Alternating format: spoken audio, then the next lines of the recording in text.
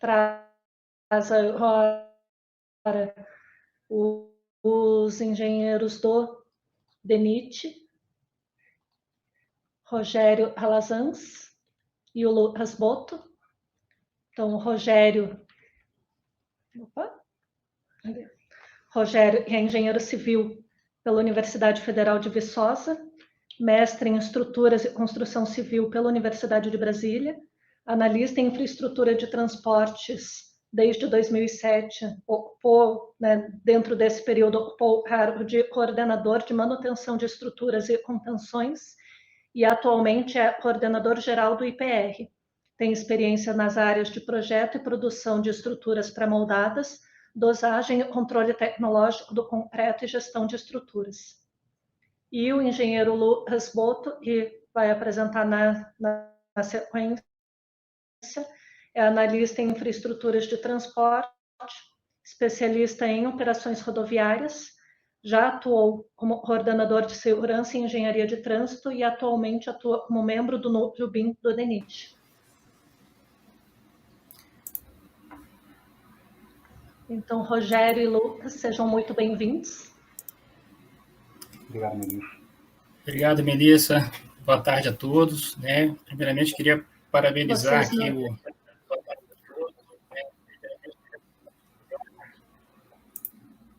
Não sei se vocês estão vendo a minha tela aí.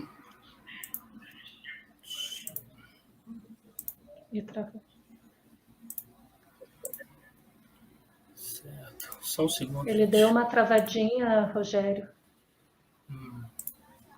Compartilhar. Pronto. Bom, não sei se vocês já estão vendo a minha tela. Está compartilhando aqui.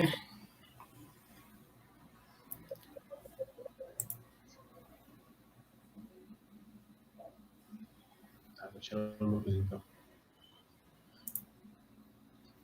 Sim. Bom, estão vendo a minha tela?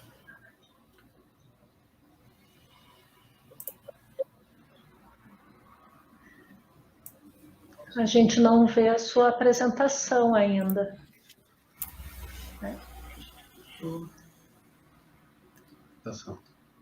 Estão conseguindo ver? Aí, tá perfeito. Pronto, agora tudo certinho.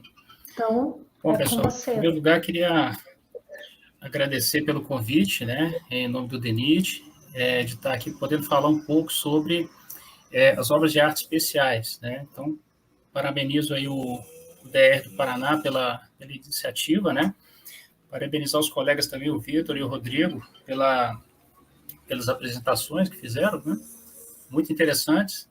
É bom a gente ver como está a situação das estruturas, hoje em dia no Brasil como um todo, a gente percebe um cuidado, não só do DENIT, a gente vê que todos os DRs têm manifestado essa preocupação. Então, eu vou falar um pouco sobre a gestão de estruturas no DENIT, como é que isso está sendo feito. Na sequência, meu colega Lucas, do Núcleo BIM, ele vai falar um pouco do trabalho que o Núcleo BIM tem feito.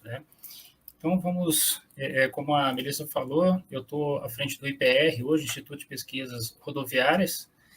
Temos feito muitos trabalhos interessantes na área de estruturas, e mais no final da apresentação, vou falar um pouquinho do trabalho que a gente tem feito lá. Vamos falar um pouco sobre durabilidade, gestão de OAS, as intervenções que a gente prevê no PROART, que é nosso programa de manutenção e reabilitação de estruturas. A priorização das intervenções é um assunto bem interessante e é um assunto que é abordado de várias formas, e a gente vai falar um pouco da abordagem que o DENIT tem feito para priorizar as intervenções das estruturas. Bom, então está aqui um painel aqui do nosso Monalisa. Monalisa é um sistema desenvolvido pelos colegas da Coordenação de Planejamento e Programação de Investimento. É uma coordenação geral que fica também no âmbito da Diretoria de Planejamento e Pesquisa. Então, esse sistema ele coleta dados do SGO, do nosso Sistema de Gerenciamento de Obras de Arte, e trata isso de formas interessantes. Então, aqui a gente pode ver do lado uma pequena amostra do que a gente tem de estruturas. em torno de 6.800 estruturas cadastradas no SGO, e a gente vê a divisão delas por notas, né? Então, já foi apresentada aí na apresentação anterior pelo Rodrigo, né? O que significa cada uma dessas notas. A gente entende que a nota 5 é uma obra em perfeitas condições e a pior situação seria a nota 1. Então, a gente conta aqui, né? Consta no nosso cadastro esse número de estruturas. E elas são abordadas, né, de acordo com a sua nota, de acordo com a sua necessidade. Então, o primeiro passo é você identificar as necessidades que você tem, né? Então, você trazer para o sistema a situação real do seu estoque de estruturas. Em cima disso, você começa a trabalhar. Então, as abordagens são diferentes em cima das obras com nota 1, 2, 3 e assim sucessivamente. Bom, falei agora há pouco do SGO, esse é o sistema que a gente tem para gerenciar as estruturas. Então, aqui a gente tem a cara do sistema aí. Então, a gente tem as inspeções, eu não vou entrar aqui muito no método do sistema, mas ele faz basicamente o cadastro. Você pode registrar o cadastro das estruturas nele e também você tem como registrar as inspeções rotineiras, né, que é de onde você tira as avaliações da estrutura, né? Você atribui notas aos elementos, e em cima dessas notas, com base nessas notas, você define qual a nota global da obra de arte especial. Então, é o sistema que a gente usa, esse aí, Sistema de Gerenciamento de Obras de Arte. Okay? Bom, quando a gente fala de durabilidade, certamente você já deve ter visto essa figura aí de outra forma, né? Ela tem vários trabalhos, várias publicações, mostrando como o desempenho da estrutura vai decaindo ao longo do tempo, né? Então, aqui a gente vê uma curva, né, de tempo por desempenho. Só que a curiosidade dessa curva, né, a abordagem aqui feita pelo professor Frango Paul e a equipe dele, é com relação às incertezas que você insere no processo. Então, aqui, logo de início, você já não tem certeza do desempenho de um determinado material. Haja visto aí o concreto, né? A gente tem uma certa confiabilidade, né? O FCK, ele nos diz ali com 95% de certeza de ter um valor acima daquele, um resultado acima daquele valor esperado. E, na sequência, você vai, no tempo, tentar entender quando esse processo de deterioração vai ser iniciado, né? A gente também não sabe quando isso se inicia. Depois que ele se inicia, você tem uma taxa de deterioração. Você também não sabe qual é a inclinação dessa curva. Tudo são incertezas. Percebam, desde o começo, né, a gente vem tratando com incertezas. E aí, num determinado momento, você entra com a manutenção preventiva, né, aquela prevista para cada estrutura. Você recupera um pouco do desempenho daquele elemento e depois segue com a curva, de novo, de deterioração. Até chegar um ponto em que você fica abaixo do desempenho mínimo requerido daquela estrutura, e aí você tem que fazer uma manutenção essencial, né? Uma manutenção um pouco mais intensa, um pouco mais abrangente naquela estrutura. E isso você vai seguindo até um determinado ponto onde fica inviável financeiramente, né, você intervir naquela estrutura. E aí passa a ser interessante você buscar uma outra intervenção, uma reabilitação ou até a substituição da estrutura. É claro que embaixo a gente aborda a questão dos custos, né, é bem sabido isso aí, o custo aqui da manutenção rotineira, né, ela é bem menor do que o custo dessa chamada manutenção essencial, que ela é mais profunda. Bom, aqui a gente tem uma estrutura, né, um viaduto em bom estado de conservação, do geral, mas aqui a gente vê a rua, né, a rua do lado esquerdo aqui, e do lado direito você vê aqui se acumulando detritos, né?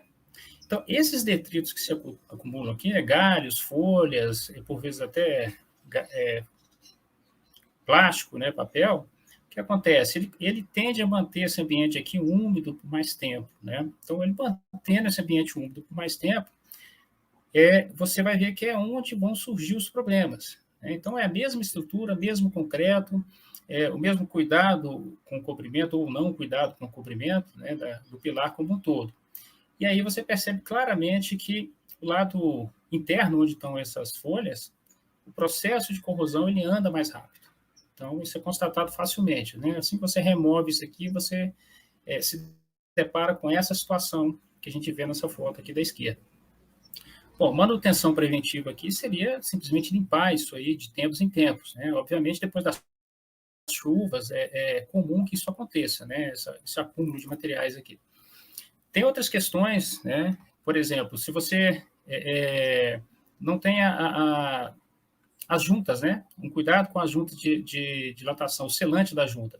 Então, começam a descer materiais, passando pela junta e indo até o console, no caso aí, né? E aí, se você observar bem, você vai ver que tem aí um aparelho de apoio, né? Que é um rolo metálico.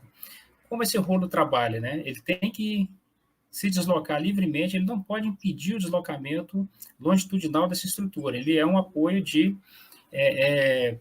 primeiro gênero, né? Ele só tem que impedir o deslocamento vertical. E aí, quando você começa a cair detritos, cair pedras, terra, forma uma verdadeira floresta aqui, né? E isso aqui começa a não impedir a movimentação, mas dificultar a movimentação. E aí você tem uma espécie de um apoio elástico aí. De toda forma, é um esforço não previsto inicialmente. Você tem problemas de concepção, né? Grosseiros, né? Como esse aqui, você colocar um dreno colado na viga, não tem o menor sentido você fazer uma solução dessa, né? Você tem que buscar uma solução. Se não tem como alocar esse outro lugar, você pode inserir uma tubulação para dar destino para essa água, certo? Não precisa deixar o dreno aberto dessa forma, pode descer mais com a tubulação. E aí a gente sempre fala, né, a sustentabilidade é uma palavra que sempre vem para nos ajudar, mas se a gente considerar a questão do tripé, né, não falar isoladamente de meio ambiente, ou de economia, ou social. Os três pés da sustentabilidade têm que andar juntos, né? Aqui está um caso, né, da saída de Belo Horizonte no 381, indo para Valadares, a ponte que estava aqui antes sofreu um colapso, teve que ser substituída. Então, teve uma intervenção emergencial. De cara, a gente tem o problema do custo do patrimônio que você perde, né? É uma ponte cara, né? Alguns milhões de reais, mas aí a gente começa a observar que problemas tivemos, né? Você começa a ter problemas ambientais, mas aqui foi bem tratado. Tudo que foi recolhido da ponte que sofreu colapso foi britado, né? Foi triturado, o aço foi recolhido e vendido, e o concreto foi usado na base dessa pista auxiliar aqui, que funcionou enquanto a ponte principal não ficou pronta. E aqui a gente vê um problema social também e econômico, né?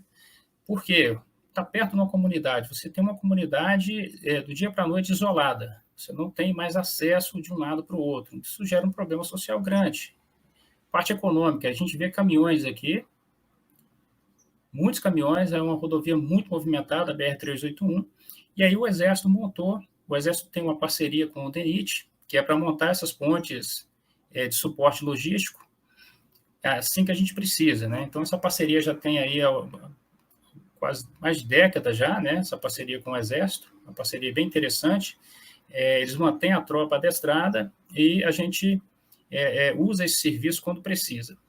Então, aqui eles tiveram que montar não uma, mas montaram duas em função do fluxo de veículos aqui. E aqui buscou-se fazer uma estrutura mista por conta da velocidade. Aqui estava perto de fábricas de estrutura metálica, então foi a melhor solução para a época. Bom, e aqui, o que é a gestão de estrutura? Se você pegar o manual da Asto, né, então ele divide isso em 3 grandes blocos. Você tem o banco de dados, análise desses dados e o suporte para a decisão. Aqui em cima, você tem um sistema simples, que é o inventário, e você cadastra as condições e tem um sistema simples de classificação dessas estruturas, uma classificação simples. E junto com isso, você tem um banco de dados aqui, auxiliar, com atividades de conservação e melhoria. O que são essas atividades? Por exemplo, uma corrosão de armaduras que você perdeu o cobrimento. Como é que você vai tratar isso? Então, tem lá um conjunto de serviços para isso. Se tem uma fissura, como é que você vai tratar essa fissura? Lembrando que são referências para planejamento, não para execução direta. E para cada atividade dessa, você tem um custo atrelado. Então, com essas informações das condições das estruturas, a relação de serviço que você vai fazer para recuperar cada um dos danos que ela tem e o custo atrelado a cada um desses danos te leva a um custo para recuperar cada estrutura. Lembrando, mais uma vez, é um custo, uma referência gerencial, é para planejamento, não é simplesmente pegar e vamos executar, né? Não é isso. Quando você vai executar, tem que fazer um outro trabalho complementar. Passando para a parte de análise dos dados, né? Você tem o quê? A condição da estrutura. Então, você tem modelos de degradação para você conhecer a estrutura, como é que ela está hoje, se você conhece ela hoje, ao longo dos anos, como é que vai estar aquele determinado dano que você identificou. Então, é esperado que você tenha uma previsão de como aquilo vai evoluir, né? Como é que vão evoluir os danos da estrutura. Bom, junto com isso, você tem um modelo de custo, né? Então, você tem que ter um modelo refinado de custo para poder avaliar. Olha, qual é o momento mais interessante? Você não vai investir em todas as estruturas ao mesmo tempo, isso não tem como. Você não tem nem dinheiro e nem pessoal, nem empresa suficiente para fazer isso. Você tem que ir fazendo, equilibrando, né? O recurso que você tem, a demanda que você tem de serviço, de modo que isso fique dentro de um parâmetro aceitável. No nosso caso, a gente pode estabelecer, por exemplo, né, a título de exemplo, olha, eu quero todas as obras com nota 3 ou superior, né? Enfim, você vai atacar aqueles danos que estão dando notas 1 e 2 para as estruturas, né? E a rigor deixaria os danos que estão dando notas 3, 4 e 5, tá? Isso é teórico, né? Claro que se você vai fazer uma intervenção de manutenção da estrutura, você já aproveita a mobilização, e como já foi dito aí, a mobilização é uma parcela bem significativa do custo. E aí você faz a otimização entre custo e benefício, ok? Bom, lembrando que tudo isso aqui que é feito, né, isso não sai assim uma ficha dizendo vá para campo executar determinado serviço, né? Isso é suporte para a decisão, né? Por mais que você tenha modelos numéricos bem embasados, nada vai substituir a experiência do gestor. Então, você tem que ter gestores experientes para tomar decisões com base em dados confiáveis, dados e análises confiáveis. Hoje, o SGO, ele é essa primeira parte aqui, uma parte desse primeiro bloco aqui. Então, a gente não tem hoje um sistema que faça esse tipo de análise, probabilística no caso. A importância da inspeção aí, ela não precisa nem explicar a importância, né? Mas a inspeção visual, ela é responsável aqui por 80% do volume de informações que você tem para cuidar do seu estoque de estruturas. As outras avaliações complementares vão te dar 20% da informação, né? Mas são importantes, tem que ter. Quando você vai ver em custo disso, né? Então, as inspeções visuais representam só 20%, né, do custo para a obtenção das informações. Então, daí a importância de você investir em inspeção rotineira, visual, né, e com base nisso você identifica aquelas estruturas que carecem de um acompanhamento um pouco mais detalhado. Aqui, rapidamente, o histórico do DENIT, né, até 93, tinha um sistema chamado SIGCAR, que era um sisteminha bem simples, era basicamente uma relação de estruturas. Depois começou o SGO propriamente dito, né? De 93 a 94, foi estudado um sistema. 95 e 97, colocou esse sistema para funcionar, né? Foi feita a inspeção de 1.000 pontes e viadutos para cadastrar nesse sistema. E 2001 até 2004, né, a gente pode perceber que é bem nítido, né, de 93, 94 para 2001, o avanço das ferramentas de informática foi bem significativo. Então, em função disso, né, de você ter ferramentas computacionais mais robustas, foi feita uma grande reformulação da primeira versão do SGO para a versão 2. Além de outras coisas, né, passou a abordar as estruturas a nível de elemento, né, elementos comumente reconhecidos, né, que seriam elementos comumente reconhecidos. São famílias de elementos que você entende que elas vão se degradar de forma igual, né, para você tratar na curva de degradação esse conjunto de elementos, né. Então, as vigas, né, pode ser que as vigas se degradem de uma forma igual. Bom, mas se eu tiver 6, 7 vigas na seção transversal, será que as vigas de bordo vão se degradar da mesma forma que as de dentro? Então, são avaliações que a gente tem que ver e agrupar isso em elementos que se degradam da mesma forma. Aqui não vou adentrar aqui, porque já foi apresentado, né? Essa é a tabela da norma 010 do DENIT. Tem uma tabela semelhante na norma 9452, eu acho que na 9452 está um pouco mais detalhada, está um pouco mais fácil de compreender. E aí a gente entra para as intervenções, né? Depois que você faz a inspeção, conhece o seu estoque, vai para a manutenção. Lavar a ponte já é uma atividade de manutenção. E é importante, né? Você vai tirar detritos que ficam acumulados aqui no canto, que podem prejudicar o sistema de drenagem. Então, essa limpeza da estrutura é uma coisa importante. Substituição das juntas, né, é um outro serviço bastante relevante. Está aqui um problema aqui de desplacamento do concreto que está sendo tratado aqui. Então, aqui estão usando concreto projetado, acabamento do concreto projetado, está ok. Claro que quando você vai fazer esse serviço, né, você vai avaliar as condições da armadura, se precisa ou não complementar essa armadura, enfim. Bom, aí falando da reabilitação, né, o que a gente entende aqui por reabilitação, né? É basicamente usar esse exemplo aqui, né? Então, que a gente vê 3 aqui, uma fita, né? Cassete, um joguinho, né? Né? E um disquete, né? Qual o problema com esses 3 aqui? Nenhum, estão novinhos, né? Só que estão obsoletos, né? Já não atendem mais à necessidade do usuário, né? Então, dificilmente hoje você vai ver alguém comprando uma fita dessa, né? Você tem pessoas que têm por colecionadores, enfim, né? Então, em função das deficiências funcionais e estruturais das estruturas que nós temos, né, ela pode levar à necessidade de uma reabilitação. Mas também, falando da parte funcional, né, não precisa ser uma estrutura antiga, né? Eu posso terminar de construir uma ponte hoje e, no curto prazo, por uma decisão, a gente tem que colocar mais uma faixa de tráfego.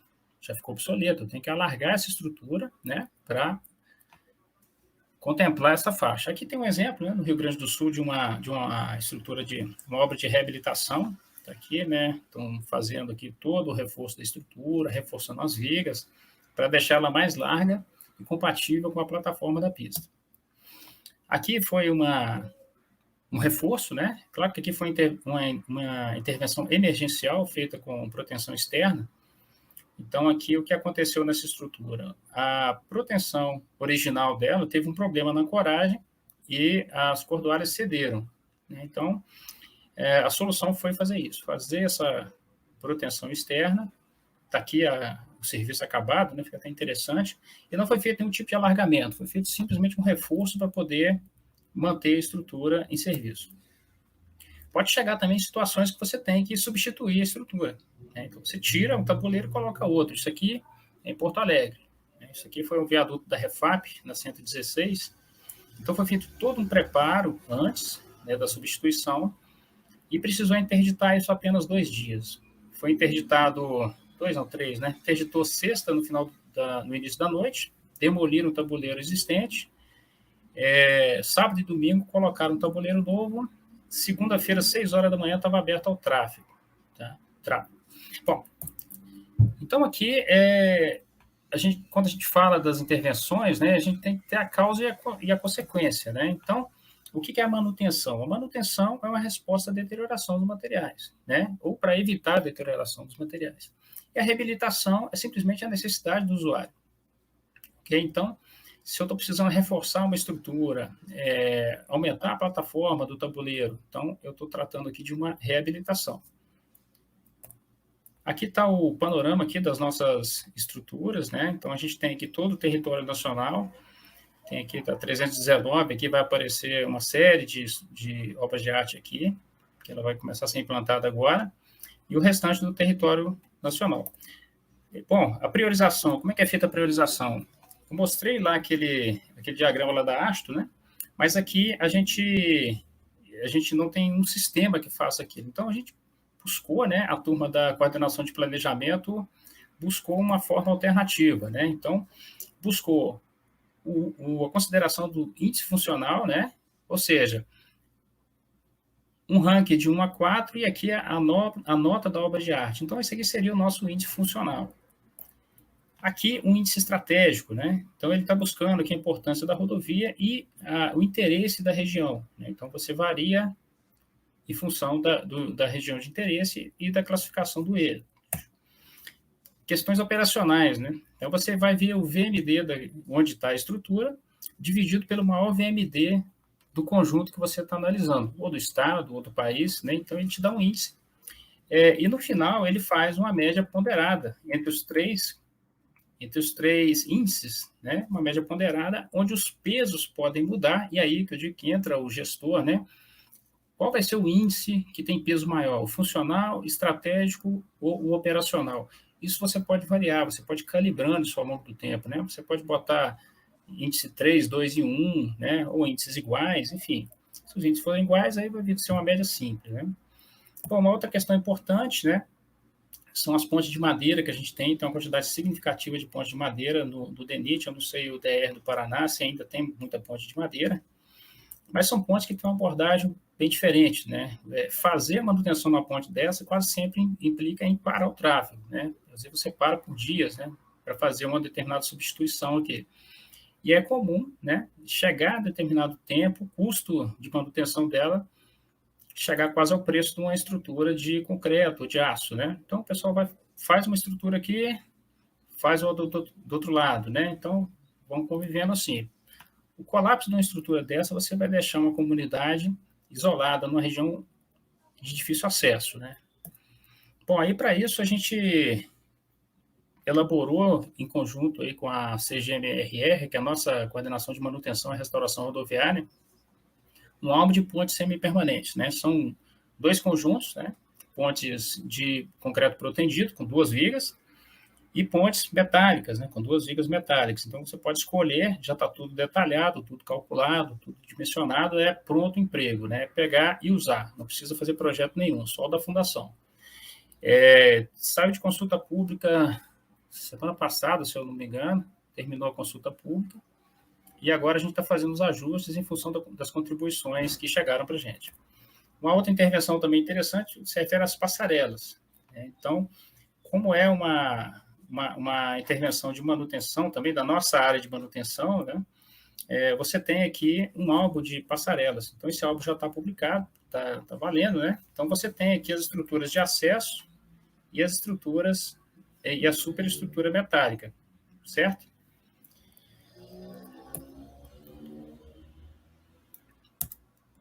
Acho que o meu computador travou aqui.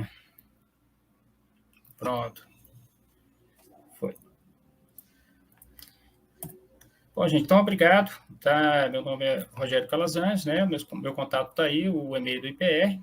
Se alguém quiser, tiver alguma contribuição, estamos à disposição. Agora eu vou passar a palavra aí para o meu colega Lucas.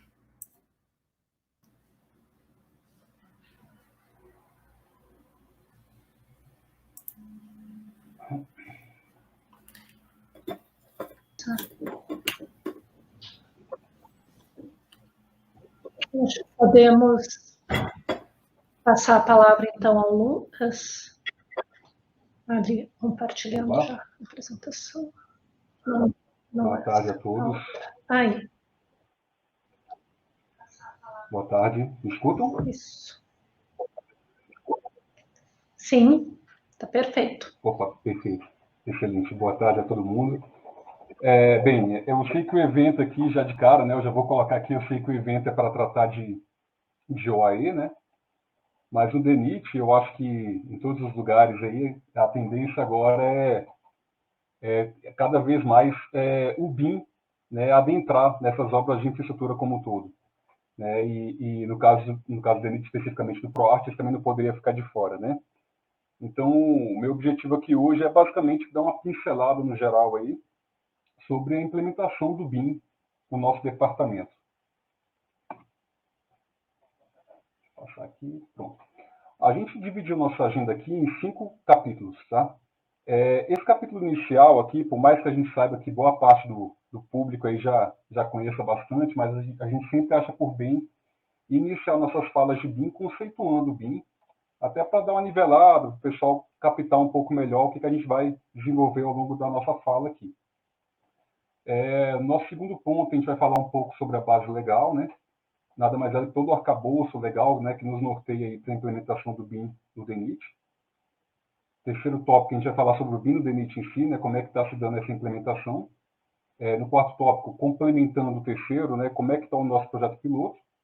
E o quinto aqui, não menos importante, é só um convite que a gente vai deixar para os senhores aí para conhecerem o nosso site.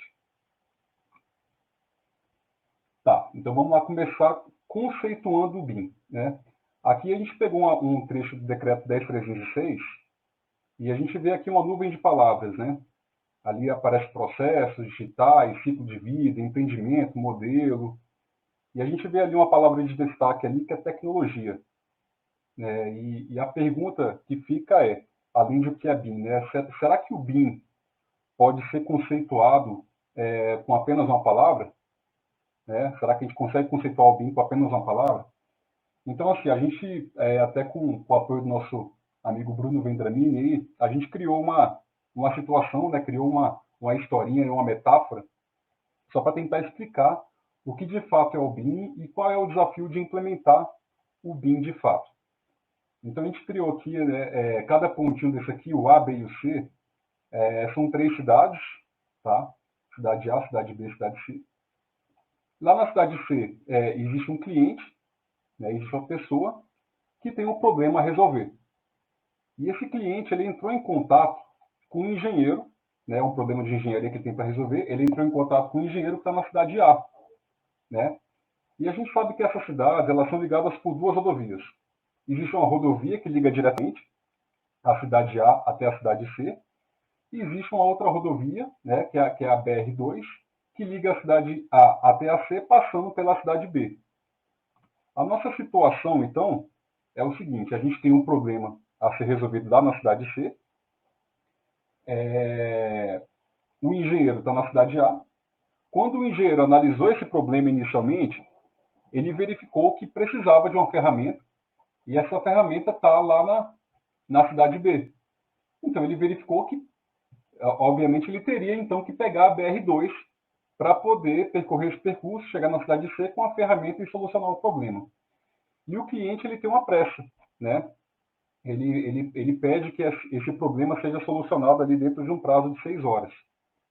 Né? Então, assim, dentro dessa nossa situação inicial, a gente tem ali uma definição de um objetivo, né, que é exatamente resolver o problema, e tem a meta, que é resolver dentro de 6 horas.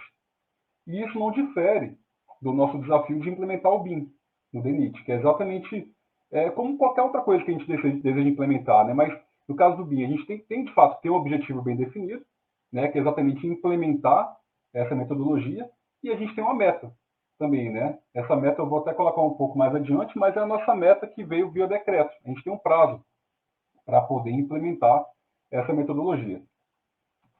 Aí tá, e seguindo com o nosso problema aqui, nosso problema, né? Nossa metáfora, a gente sabe também para poder percorrer as rodovias, a gente tem que seguir normas, né? Existem leis, regulamentos de trânsito que devem ser seguidos. Né? Então, assim, também, em se tratando da implementação do BIM, a gente sabe que não pode deixar passar em branco o cumprimento dos normativos. Né? Existem normas, existem regras, né? Existem padrões a serem seguidos. Então, isso aqui é o que a gente chama do bloco de regulamentação e normatização. A gente não pode esquecer também dos envolvidos, né? A gente já elenquei aqui 2, no caso o cliente e o engenheiro. E um detalhe da nossa história é o seguinte, o nosso engenheiro ele não tem carteira de habilitação. Então ele vai precisar de um motorista. E esse motorista, obviamente, tem que ter habilitação, né? Ele tem que estar habilitado e ele tem que ter experiência suficiente para conseguir levar esse engenheiro em segurança de A até C, passando pela cidade B. Né? Mais uma vez, guardando correlação com o BIM, para implementar essa metodologia, a gente precisa que todos os envolvidos eles tenham capacidade compatível com o grau de comprometimento, com o grau de compatível com aquilo que ele vai de fato executar, né? No caso aqui, o motorista tem que estar habilitado, o engenheiro tem que saber dar uma solução para aquele problema e o cliente tem que saber também entender um pouco para saber se o que o engenheiro entregou, de fato, como solução, é de fato uma solução e vai resolver o problema dele, né? E continuando aqui, A gente coloca aqui nosso último bloco, a gente chamou aqui inicialmente de transporte, né? E a gente inseriu aqui 2 veículos, né? Um veículo japonês e um veículo americano, né? Então, assim, o motorista vai sair com o engenheiro da cidade A, né? Ele percorreu ali com o veículo japonês até a cidade B, e chegando na cidade B, por algum motivo, ele precisou trocar de veículo, né? E continuou a viagem normalmente. E a gente pergunta, poxa, mas como é que foi possível continuar essa viagem de forma tranquila, né? Isso acontece porque existe um padrão internacional no que se refere à fabricação de veículos, né? Já tem uma definição no que se refere ao volante, à caixa de câmbio, conjunto de pedais, retrovisor, né? E quando a gente faz uma correlação desses veículos com o BIM, faz uma analogia, a gente tem que esses veículos seriam os nossos softwares, né? E essa capacidade de troca do veículo daria para o que a gente chama de interoperabilidade.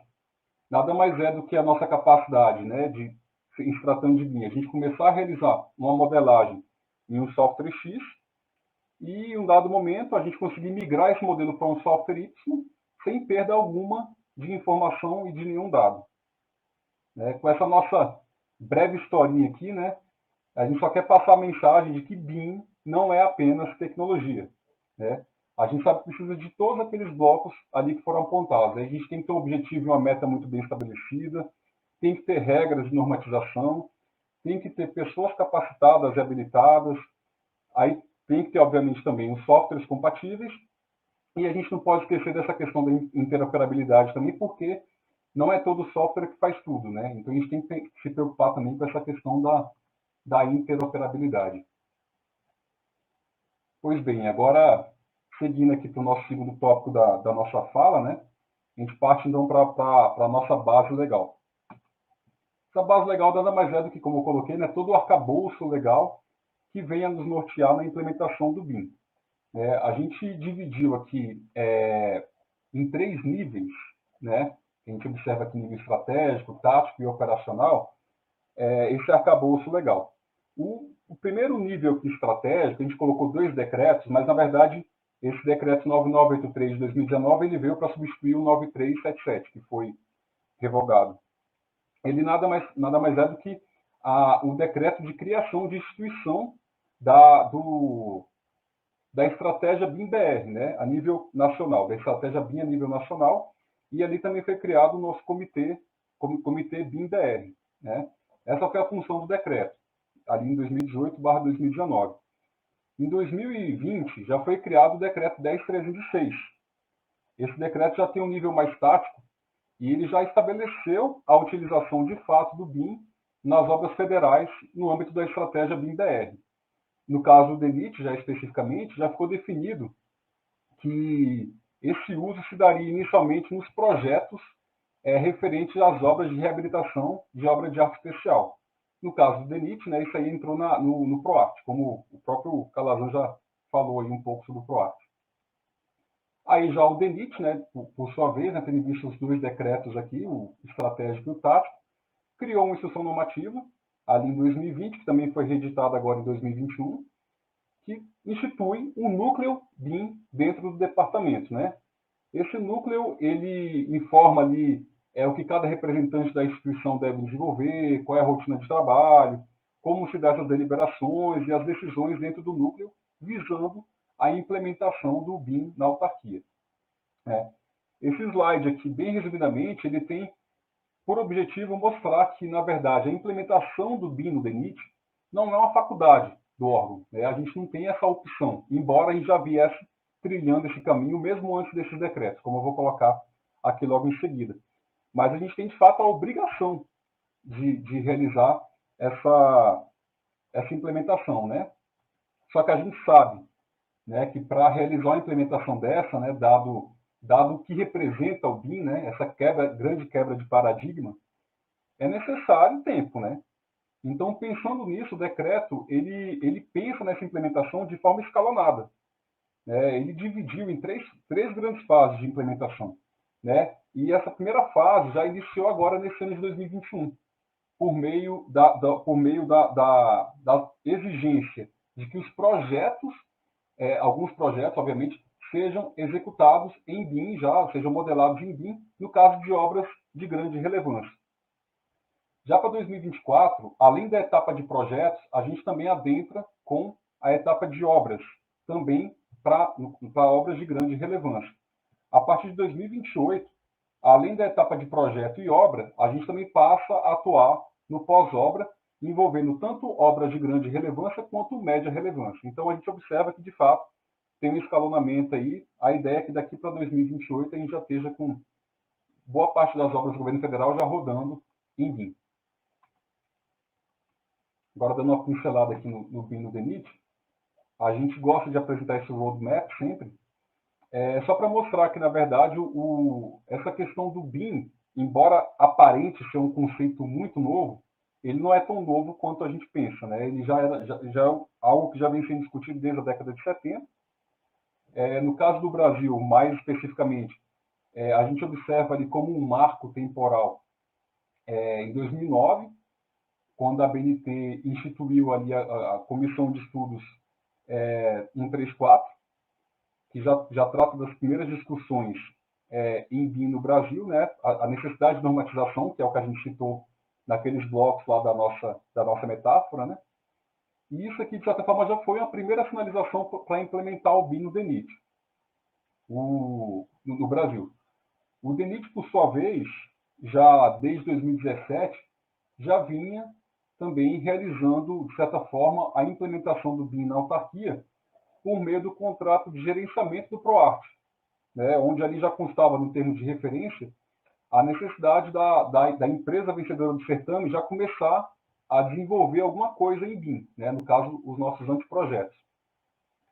Todos esses materiais que foram elaborados, desde 2017 até hoje, eles serviram, né, essa experiência adquirida serviu para nos subsidiar de informações para nossas ações de implementação atuais. Aí, seguindo aqui com a nossa linha do tempo, né, do nosso roadmap, a gente segue com os nossos decretos, né, já colocado ali no slide anterior, tanto o decreto de criação da estratégia, o outro decreto, né, que entrou para substituir o anterior, aqui da estratégia também. Nesse ano de 2019 foi criado o primeiro núcleo BIM do DENIT, já havia uma atuação aqui. Em 2020, com a publicação do decreto 10.306, que já obrigava a utilização do BIM no governo federal, foi instituído um novo núcleo BIM, teve um rearranjo interno, né? Teve ali uma alteração interna do DENIT referente a essa alocação dessa competência. Então, foi criado um novo núcleo, né? E desde 2020 até esse ano, a gente vem trabalhando aí na elaboração de alguns documentos, e hoje a gente está com algumas contratações em andamento, que eu vou colocar um pouco mais à frente também ao longo da apresentação, em 2 estados, sendo no Sergipe e na Bahia.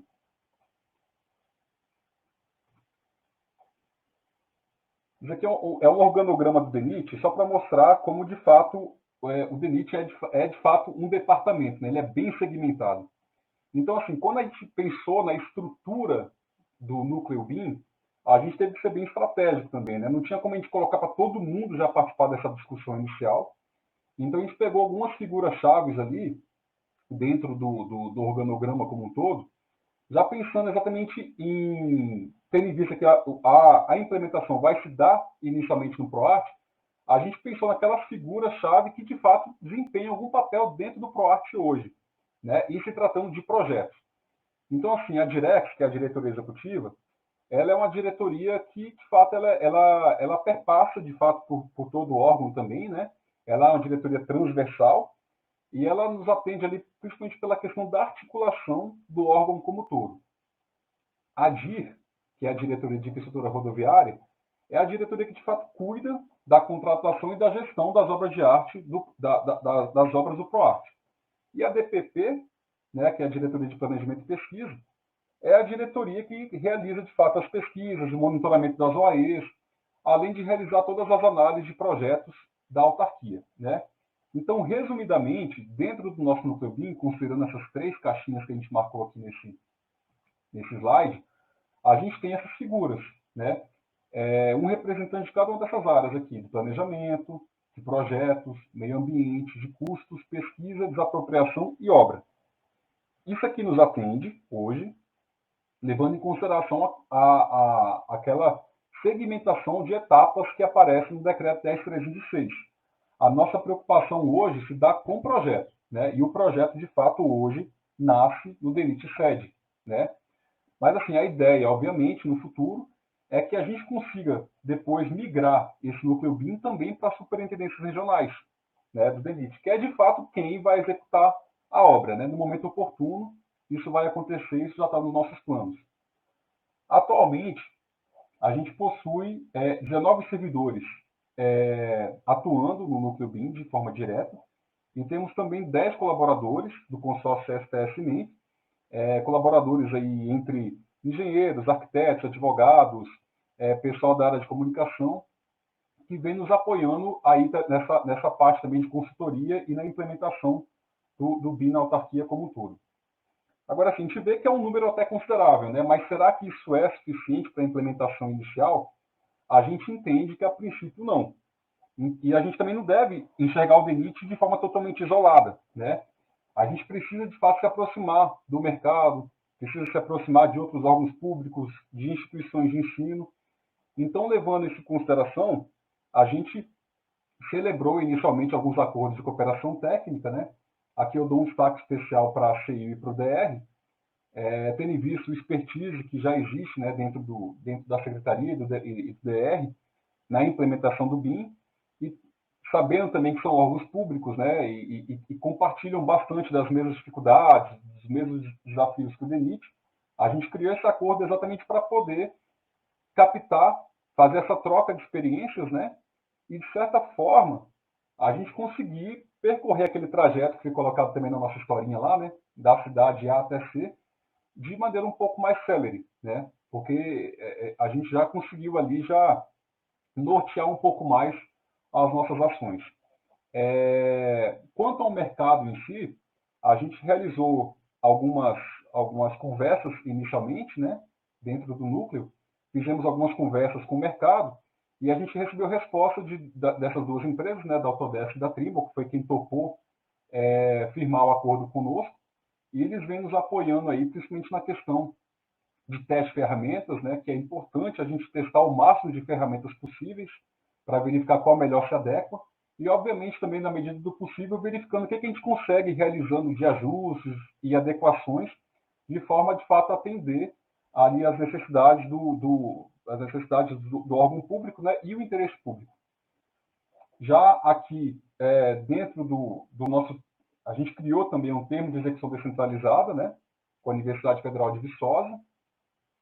Esse TED, né, ele vem atender aquele bloco que a gente colocou também lá no nosso exemplo, referente à parte de normatização, de regulamentação, de pesquisas, né? A gente sabe da importância da gente poder também caminhar de mãos dadas com as instituições de ensino, né? E, de fato, eles vêm sempre a trazer inovações para a gente, nos alertar do que o mundo vem evoluindo no que se refere ao assunto. Aí, mais uma vez, eu deixo o questionamento aqui. Será que aquela quantidade de servidores que tem lá com os colaboradores, junto com esses acordos, já são suficientes para a gente implementar o BIM? A gente entende que vem nos atendendo em parte, mas, mesmo assim, a gente percebe a necessidade da gente trazer outras parcerias ainda para o DENIT. Então, assim, dentro dos próximos meses, a gente deve lançar aí um chamamento público para firmar outras parcerias, né, tanto com o mercado quanto com outros órgãos públicos, para a gente continuar aí nessa troca de experiências visando a implementação do BIM na autarquia. Bem, aqui tratando um pouquinho do planejamento como um todo, né, a gente sabe, né, que para a gente chegar a algum lugar, a gente tem que realizar um planejamento prévio, né, pelo menos para a gente chegar de maneira convencional, assim, da maneira correta. Então, no que se refere ao nosso planejamento, a gente tem como um grande norteador, como já colocado aqui, o decreto 10.306, e a gente seguiu 4 etapas macro, né, que eu elenquei aqui nesse slide. O primeiro ponto aqui que a gente citou refere-se à maturidade BIM, né? Inicialmente, a gente tinha que saber onde a gente estava, né? Onde a gente se encontra hoje, né, como núcleo BIM. Então, a gente elaborou uma pesquisa de maturidade, realizou essa pesquisa, de fato, com servidores do DENIT, a gente teve servidores colaboradores, a gente teve uma adesão muito bacana, né? E com essa pesquisa, a gente conseguiu ali verificar qual o nível de maturidade que a gente se encontra frente ao BIM como um todo, né? Considerando todas aquelas esferas necessárias de análise. Com essa pesquisa de maturidade pronta, a gente conseguiu, então, definir um norte ali inicial também para a questão de capacitação, né? Aquelas áreas que estavam um pouco mais carentes, por assim dizer, foi onde a gente focou um pouco mais em capacitações internas, né? Por meio de palestras, disponibilização de materiais, né?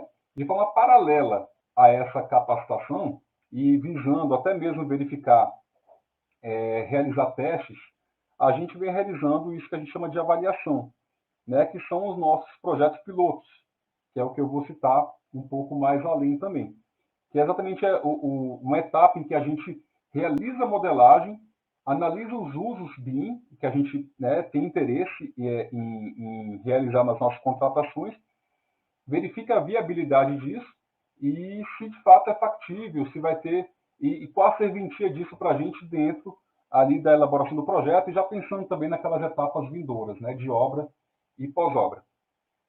Uma vez concluído essas 3 primeiras etapas, né, da pesquisa de maturidade, da capacitação e da avaliação, a gente pode partir, então, para a contratação, né? A partir daí, a gente tem um pouco mais de propriedade para solicitar para o mercado, né, tendo visto que a gente realizou os testes e tem um pouco de conhecimento, né, para poder exigir aquilo ali.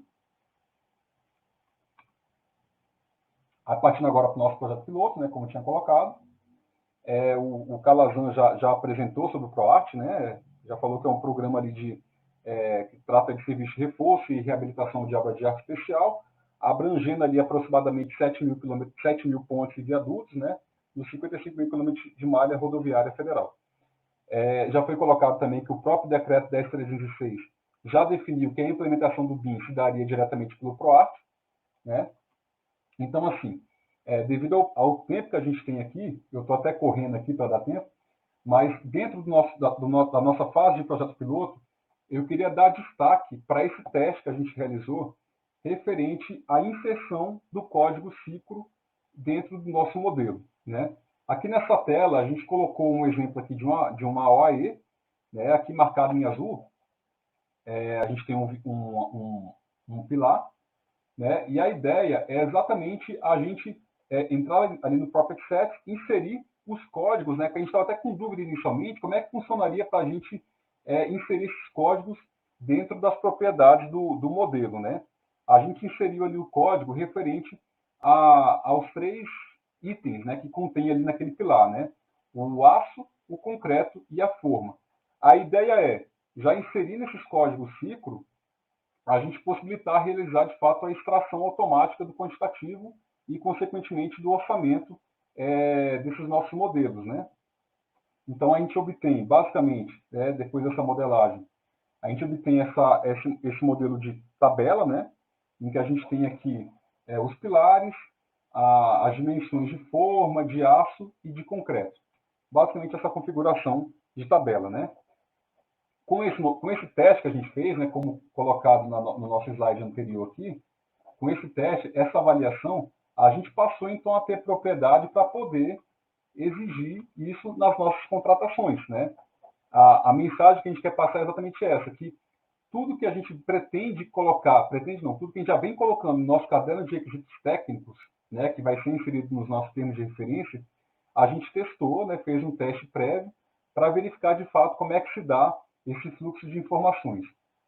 Dentro desse teste que a gente fez com o Cicro, a gente, obviamente, observou como resultado que a gente minimiza, praticamente anula, né, essa distorção nos orçamentos, né, dentro daqueles itens que a gente consegue já quantificar de forma automatizada. A gente conseguiu, de fato, extrair o modelo em uma linguagem padronizada, nessa linguagem IFC, e não houve perda de dado algum, né? Ou seja, a gente, de fato, conseguiu desenvolver o modelo em um software X, né? A gente migrou esse modelo numa linguagem neutra para outro software, e mesmo assim a gente não perdeu informação alguma, né? Resumidamente, com esses testes, a gente pode informar, então, que o DENIT hoje, ele possui uma organização no que se refere às informações, e essa organização hoje tem como referência o nosso ciclo. Aqui eu vou mostrar só uns videozinhos de projeto nosso, né? Isso aqui, na verdade, são projetos elaborados a nível de anteprojeto no DENIT, né? Inicialmente, aqui, esse vídeo é de uma situação lá no estado do Espírito Santo, é a ponte sobre o rio Aribiri. Vou dar um play aqui.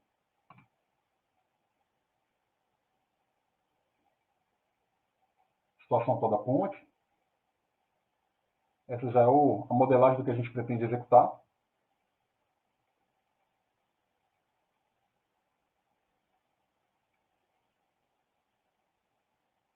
A gente vê que a ponte realmente demanda uma atenção, né?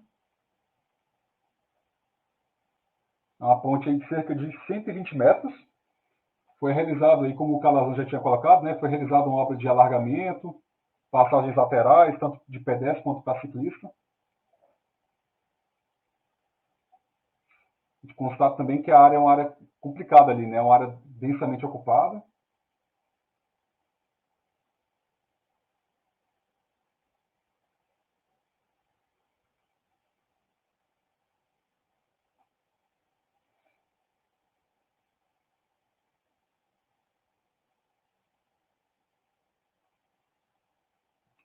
Vamos lá, dando continuidade aqui, o segundo vídeo que eu vou mostrar também, um vídeo rapidinho, é referente ao município de Jaru, em Rondônia. Esse aqui já é um projeto mais recente, né, comparado com o atual, e também um pouquinho mais complexo.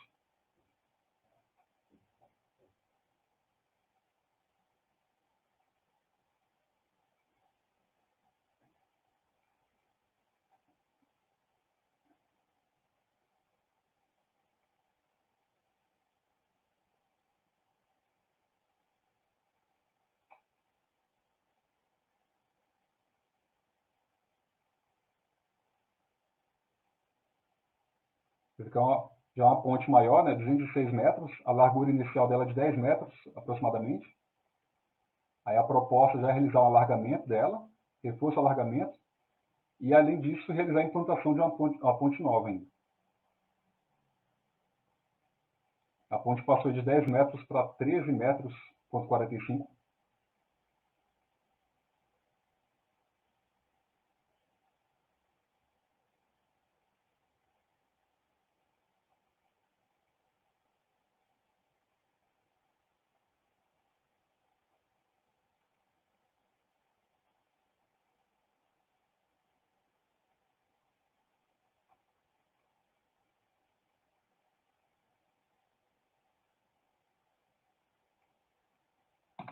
Maravilha. Eu não sei se o áudio do vídeo saiu para vocês, mas era só uma musiquinha, era só um efeito. A gente sabe da nossa obrigação, né, que foi colocada ali via decreto. A gente tem por obrigação, inicialmente, realizar essa implementação do BIM no PROART, né? Mas mesmo assim, a gente sabe que quanto mais testes a gente fizer, melhor, né? Então, o DENIT, até de forma proativa, a gente vem atuando também na modelagem das passarelas, né? O Rogério já colocou ali sobre o nosso álbum de passarelas, né?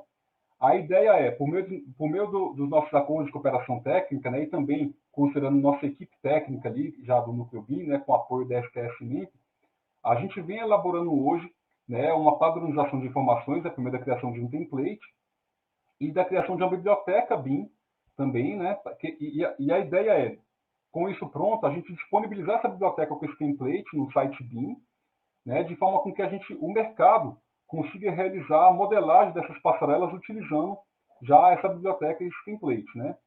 Com isso a gente pretende, né, além de ter essa padronização em si, a gente pretende um ganho de eficiência tanto na elaboração quanto na análise desses projetos. E é uma coisa que a gente pretende lançar ainda ao longo do primeiro semestre do ano que vem.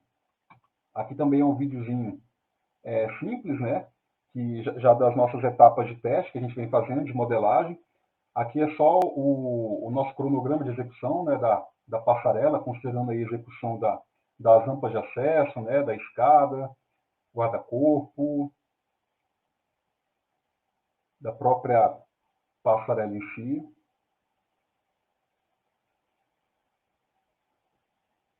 A ideia, como colocado, né, é exatamente também realizar a inserção do ciclo nesse modelo e futuramente a gente já disponibilizar isso no site e a gente ter ali um ganho de eficiência tanto na análise quanto na execução dos projetos. Pois bem, com todos aqueles passos que a gente seguiu ali anteriormente, né, A gente conseguiu atualmente já concluir o nosso caderno de requisitos técnicos, BIM, né? Ele já foi aprovado pela nossa procuradoria, já foi aprovado pelo núcleo BIM. A gente hoje está com 4 contratações em andamento, estão na fase de elaboração de cronograma agora, sendo 3 pontes no estado da Bahia e uma em Sergipe. Esse eu acho que eu vou passar. E, por último, eu quero deixar para os senhores aqui um convite para conhecerem o nosso site BIM. Lá vocês vão poder ver com um pouquinho mais de calma tudo isso que eu falei aqui, né? É um site que a gente vem alimentando ali, tentando alimentar semanalmente, né? Quem tiver interesse pode apontar aí o celular para esse QR Code, que vai já levar direto para o nosso site. É um site bem amigável mesmo, está bem tranquilo de navegar ali por ele. Ele tem um item bem interessante aqui, que é essa base de conhecimento, em que a gente encontra ali uma série de capacitações, vídeos de capacitação, vídeo inclusive de palestras nossas também já realizados, né? Então, quem de fato gosta aí do assunto, sinta-se convidado para conhecer o nosso site. E, por último aqui, queria agradecer e colocar aqui o nosso e-mail à disposição, caso haja alguma dúvida aí, enfim, alguma crítica, é sempre bem-vindo também.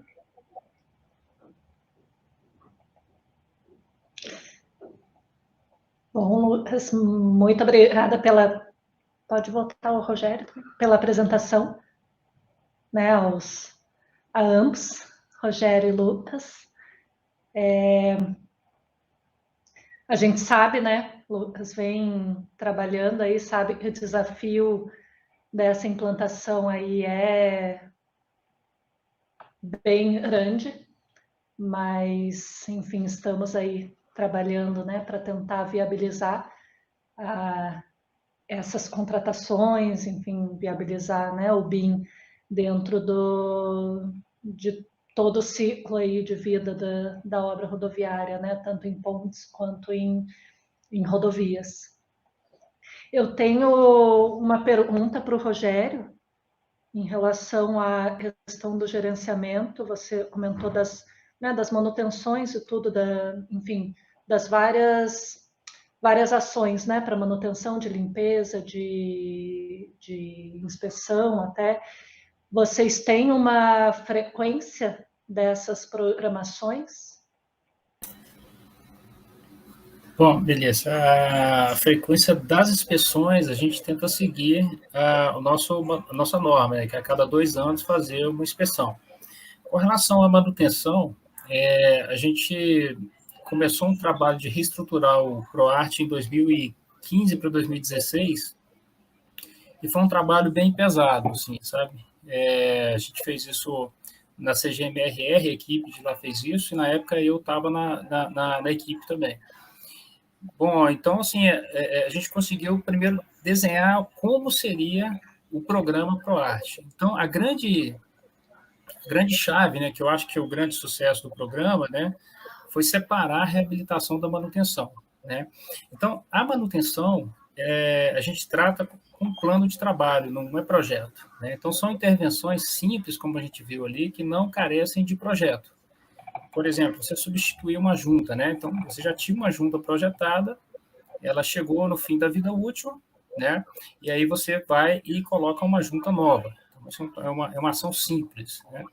A recuperação de corrosão, como aquela que a gente mostrou ali, né? Desplacamento, também são ações simples que não carecem de projeto. Já a reabilitação são ações que carecem de projeto, né? Onde você tem reforço da estrutura, né? Você tem que reforçar os elementos estruturais, às vezes substituir elementos estruturais, enfim, ações que carecem de projeto, né? E nessas ações que carecem de projeto, a gente tem tentado fazer, né, com anteprojetos, no âmbito do RDC integrado. Por que a gente faz isso? Esse tipo de intervenção, quando você contrata por preços unitários, é comum você ter grandes alterações no projeto, muita revisão de projeto em fase de obra. E também a questão de você tratar no RDC integrado, né? Você dá a oportunidade para a empresa de apresentar soluções novas. Então, é uma parceria bacana. Então, a gente prevê uma solução, né, e passa para o mercado propor soluções novas. Isso acontece, é bem interessante. Mas aí você perguntou da frequência, né, das manutenções. O que acontece? A gente tem fechado lotes grandes de manutenção, porque são intervenções pequenas. Eu vou passar a ordem de grandeza dos valores aqui. Para manutenção, eu não sei hoje, né, mas até começo do ano passado, estava girando na ordem de, né, R$300 o metro quadrado da manutenção da estrutura. Isso já contemplando custo indireto, né, como mobilização, estruturas de acesso para você poder fazer os serviços, a execução dos serviços, tudo, pacote fechado, por exemplo, de uma unidade local do DENIT com 40, 50, 60 estruturas, né, o metro quadrado sai nessa ordem de grandeza. A reabilitação tem saído na faixa de R$6.000 o metro quadrado, uma ordem de grandeza, tá? Então, você vê bem a diferença, né, entre a manutenção e destacando aqui também a importância da manutenção para a reabilitação. Muitas vezes, o que a gente tem notado é que obras que estavam com nota 2, nota 1 até, quando passam pela manutenção, você volta lá, ela já está com nota 4. Né? Então, você elimina aquele dano, né? Às vezes muito simples eliminar um dano desse aí que estava provocando uma nota ruim para a estrutura, você elimina esse dano, ela passa a ter uma nota muito boa. Então, é interessante esse tipo de intervenção. Mas, como eu falei, retomando lá, né, 2015, 2016... começou a rodar os contratos ali por volta de 2018, 2019, essas contratações. Então, eram contratos de 5 anos. Então, a gente ainda está no primeiro ciclo de manutenção dessas estruturas. Como é que a gente vai fazer os próximos ciclos de manutenção? Assim que terminar um ciclo de manutenção completo, né, de uma unidade local, né, ou uma rodovia, em função das inspeções que a gente tem, a gente já pode prever a próxima, né? Então, como a gente viu, assim, das intervenções que eu coloquei na apresentação, teve uma que é interessante que eu acabei não colocando, né? Eu falei da manutenção, a reabilitação com reforço e alargamento e até mesmo a substituição, e tem uma intervenção que é não fazer nada. É um tipo de intervenção, é uma estratégia para ser adotada, né? Então, você pode deixar, por exemplo, um trecho de rodovia ou um lote de estruturas sem intervenção, decidir por deixar sem intervenção nos próximos 2 anos para intervir em outras estruturas que estão numa situação pior, né? Então, um tipo de intervenção também, né? Uma alternativa, uma estratégia de intervenção. Isso, claro que isso tudo tem que ser feito não porque não tem dinheiro ou porque não tem disponibilidade para fazer isso aí. Tem que ser uma coisa pensada, estudada, de forma que você otimize a aplicação do recurso.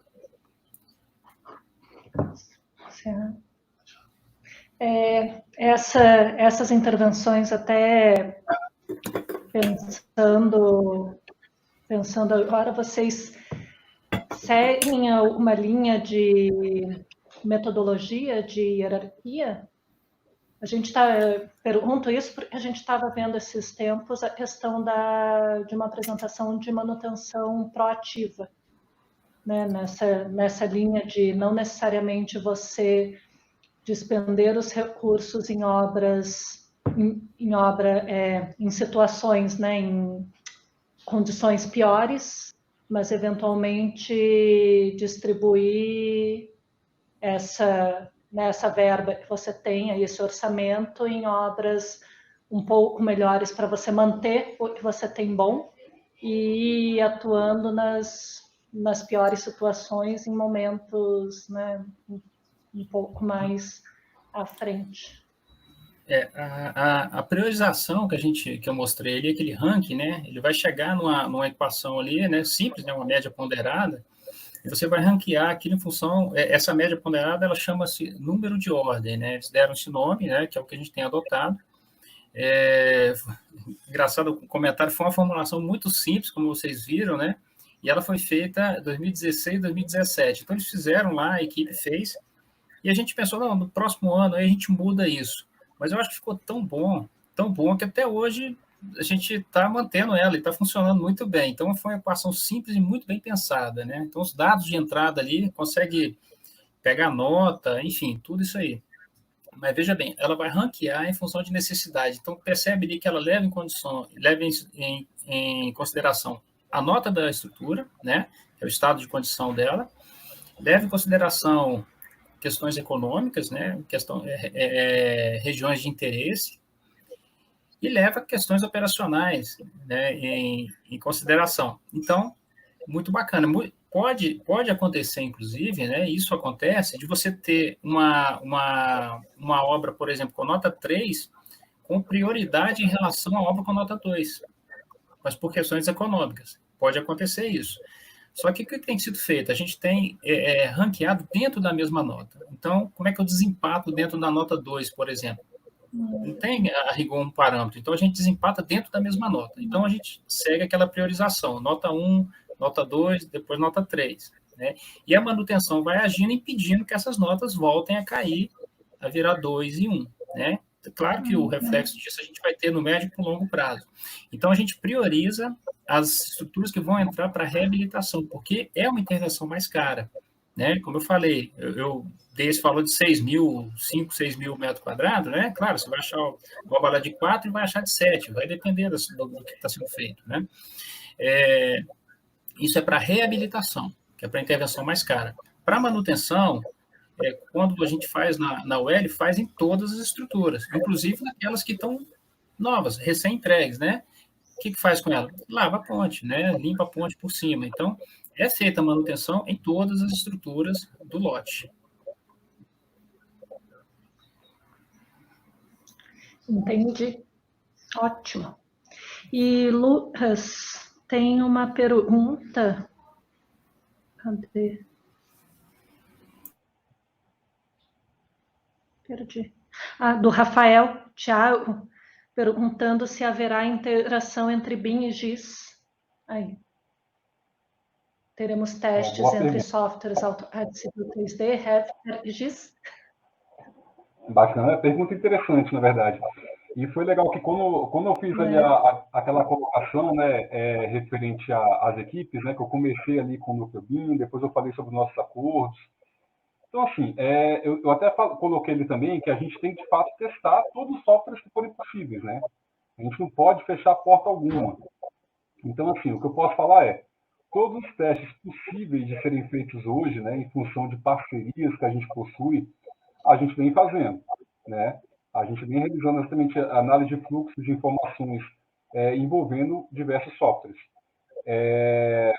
E a ideia é, sim, a gente realizar também esse teste. A ideia é também de realizar esse teste, sim.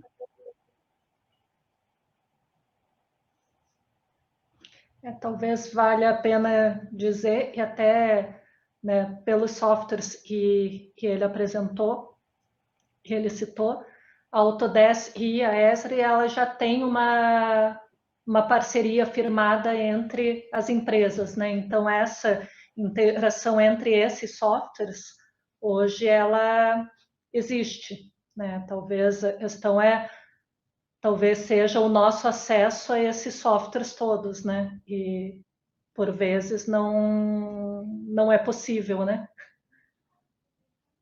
Exato. Mas É por isso que eu falo da importância que a gente está nessa crescente, né? E a ideia é a gente fazendo esse chamamento público, né? Havendo, de fato, o interesse do mercado em firmar essa parceria com a gente poder evoluir nesses testes, né? O que a gente vem realizando no teste é em função daqueles acordos que a gente possui hoje. A ideia, obviamente, é a gente nessa crescente, né? Assim como existe aquele escalonamento dentro do decreto, a gente também tem que realizar um escalonamento frente aos testes que a gente vem fazendo também, né? Até para ir cumprindo metas, né? Metas ali diárias, né? De testes.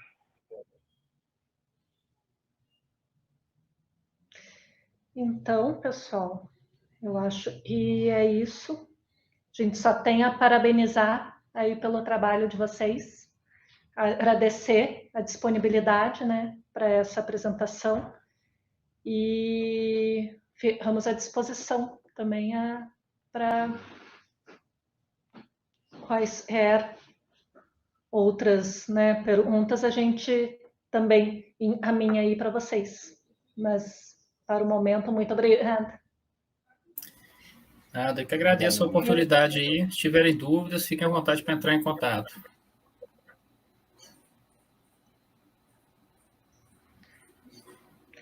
Tem uma pergunta meio específica que apareceu agora.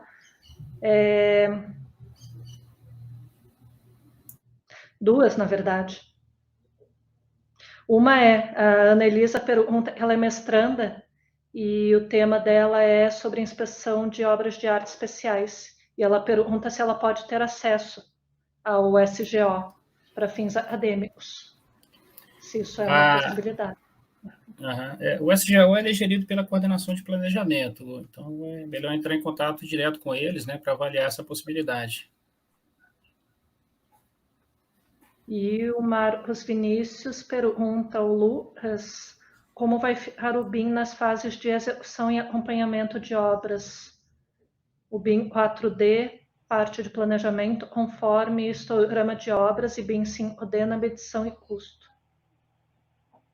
Bem, de forma genérica, eu posso dizer que, obviamente, a gente vai ter uma melhoria muito grande, né? Bem significativa, né? Levando em consideração a aquisição desses dados todos de forma direta, diretamente do modelo. Como eu coloquei ali do decreto, né? A gente tem por obrigação apenas agora focar na parte projeto, né? Mas, obviamente, a gente já vem planejando já dentro dos usos que a gente vem prevendo agora dentro do nosso termo de referência, já considerar o BIM 4D e BIM 5D, né, já pensando nessa questão do cronograma e do orçamento obtido de forma automatizada. A gente espera com isso evitar, né, reduzir bastante as distorções que acontecem aí como um todo e ter, de fato, um cronograma mais condizente com a realidade mesmo da obra, né, evitando ali necessidade de aditivos, né. Enfim, é o que a gente espera. Não sei se a pergunta era sobre isso, era exatamente isso. Então é isso. Eu acho que outras perguntas que vierem a aparecer aí, a gente encaminha a vocês. Agradecendo o pessoal aí também pela participação. E